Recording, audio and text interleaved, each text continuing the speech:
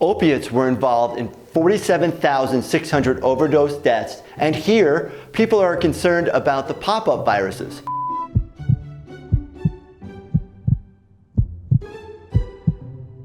Every single day, more than 130 people in the United States die after overdosing on opiates. How did we get into this problem? Are all opiate pain medications bad? Where do they come from? Can you get addicted to them if you use them? Are there other options for pain relievers? And what should you do if you get addicted? All great questions. I'm going to go over all of that, plus clear up other concerns about the growing opioid crisis in America. Hi everyone, I'm Dr. Wagner. I'm a board-certified emergency physician, and on my show, I answer your urgent medical questions and clear up myths about certain diseases. If you haven't already done so, please hit that subscribe button and turn your bell notifications on. That way YouTube knows that you want to see more medical videos like this one.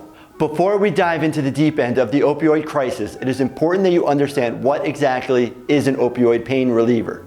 Prescription opioids are pill or liquid form medications derived from the poppy plant that are chemically similar to the endorphins or opiates that our own body makes naturally to relieve pain. Opioid drugs specifically bind to the opioid receptor in the brain, spinal cord, and other areas of the body. They tell your brain that you are not in pain and are used to treat moderate to severe pain from things like dental work, medical surgeries, cancers, and more. Most people know these medications under prescription names like Vicodin, Norco, Percocet, morphine, fentanyl, just to name a few. But opioids, also derived from the poppy plant, also make up the illegal drug heroin. It is very similar to the makeup of the prescription and synthetic medications. The rise of the opioid crisis. In the late 1990s, pharmaceutical companies reassured the medical community that patients would not become addicted to opioid pain relievers. Healthcare providers began to prescribe them on greater rates. Seems simple enough. You, the patient, feel pain. I, the doctor, give you a pill. No. This was the beginning of the opioid crisis. Increased prescription of the opioid medications led to widespread misuse of both prescription and non-prescription opioids. This is when it became clear to the medical community that these medications could indeed be highly addictive. And as it turned out, any extended or long-term use of pain medication makes the body addicted to the pills, not just mentally, but also physically as well. To get off the opioid pain relievers, your body will oftentimes experience withdrawals. This includes pain, nausea, vomiting, diarrhea, yawning, and it is very difficult to get off these medications without help. After physicians and medical groups became aware of the growing addiction crisis, many physicians decreased the amount of prescriptions and pills that were available to patients. But as people grow addicted and cannot get access to the legal forms of the pills prescribed by their doctors and made by the pharmaceutical companies, many individuals turn to illegal heroin and other drug forms to take their pain away. Opiates were involved in 47,600 overdose deaths in 2017. That's 67% of all drug overdoses for that year. And the Department of Health and Human Services declared a public health emergency and announced a 5-point strategy to combat the opioid crisis. And here, people are concerned about the pop-up viruses. This should be equally concerning. People should be outraged, and yet many people turn a blind eye. Opioids, mainly synthetic opioids, are currently the main driver of drug overdose deaths in America. So how does an opioid overdose even happen?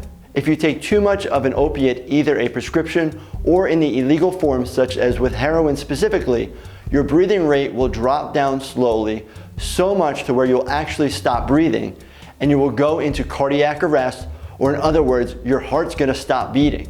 Many times we see this with people who have been using or abusing the medication for a long time and had developed a tolerance to the medication, then try and go off the medication itself. Their tolerance decreases, yet when they use the drug again, they use the same dosing they had done before, which is now way too much for them and can often lead to their heart stopping.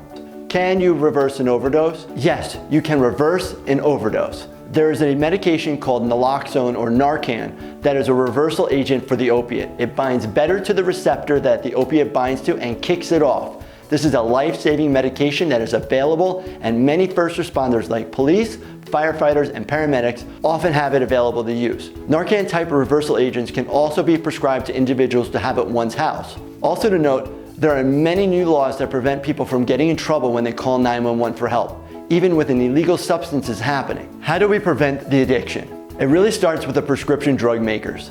There should be obviously laws set in place to limit the types and the amounts of opioid drugs being created and sold into the medical industry. But on my level in the emergency department, physicians like myself are now only prescribing short courses of pain medication and increasing the amount of education on how addictive these substances can be. If you are dependent on opioids and want to get off of them, there are many different options and resources out there for you. There are multiple different types of medications to aid in lessening the discomfort of getting off chronic pain relievers. These medications include Suboxone or Subutex, which is buprenorphine, or methadone. There are also institutions that can help individuals detox from opiates in a safe, controlled environment. Now that you have heard all of this, you might be scared to be prescribed opiates and are wondering if there are any other options for chronic pain. Yes, there are. Speak with your doctor. There are options out there, but the real issue with many patients is they don't want to get to the root of what is causing the pain. Opiates merely tell your brain not to notice the pain, but don't actually fix the problem that you're having. When it comes to chronic pain, education, physical therapy, and figuring out what is causing the pain and seeing a specialist are all options and ways to combat the underlying pain problem. All right, that's been your 5 minutes on opiates with me, Dr. Wagner. Make sure you leave me a comment on what other medical topics you'd like me to talk about, and make sure that you smack that like button. That way I can keep making videos like this one. Thank you so much for watching. Stay healthy, my friends.